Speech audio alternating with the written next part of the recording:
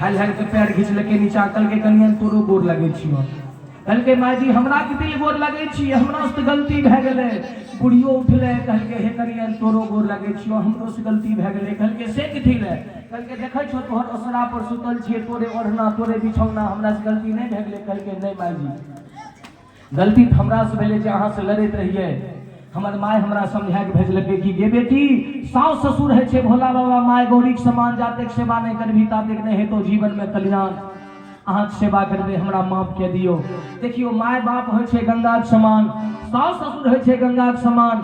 जो पुतहुआ कानो लगले ललके अचरा लोर पोछलके करके जा कनिया तोरा माफ के देलियो।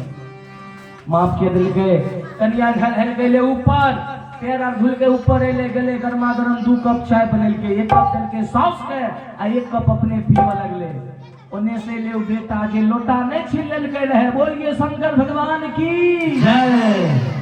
देखलके बाप रे बाप जे हमर कनिया हमरा माय से लड़ैत रहे, अखन तो सरकारे पलट गए हैं, दोनों गठबंधन में भाग गए।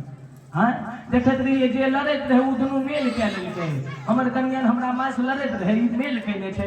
कहलके हे गे माय देखै छियो केना केना दिन कनिया तोरा चाय पीबै छौ। कहलके कनिया के माफ के देलिए, कनिया अब हमरा सेवा करते। बेटा कहलके देखो ते हमरे माय हमें भे जेबे दुश्मन। कनिया के कहलके जा हे हमरो खातिर 1 कप चाय लेने आबो।